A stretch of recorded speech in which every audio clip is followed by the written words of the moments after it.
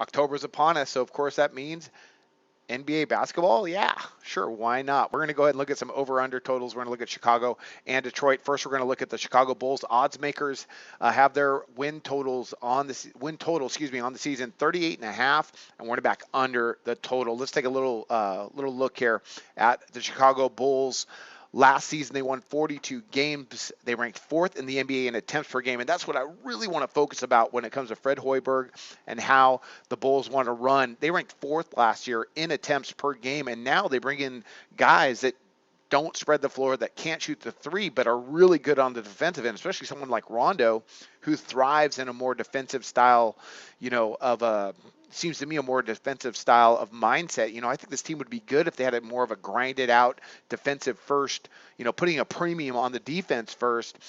I think they'd be fine. You got a guy like Dwayne Wade who understands the importance of defense. Jimmy Butler, good defensive player. Gibson, pretty good defensive player. Rondo's a very good defensive point guard, but Hoiberg wants to run and spread the floor, and I don't think that's going to work out very well. Last season they won, 42 games, like I mentioned. This right now, odds makers have them at 38 and a half, and I'm going to back under the total. Odds makers are right, I think, in going lower than what they had last season. I'm not even going to talk about Derrick Rose.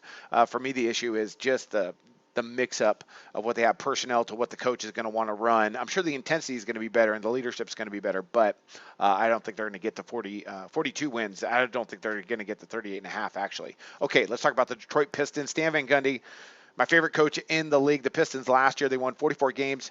They made the playoffs. They were the 8th seed. Odds makers have them at 45 and a half. I'm back over the total of wins. I just love their makeup. Reggie Jackson, Andre Drummond, Kentavious Caldwell Pope. Say that 5 times fast.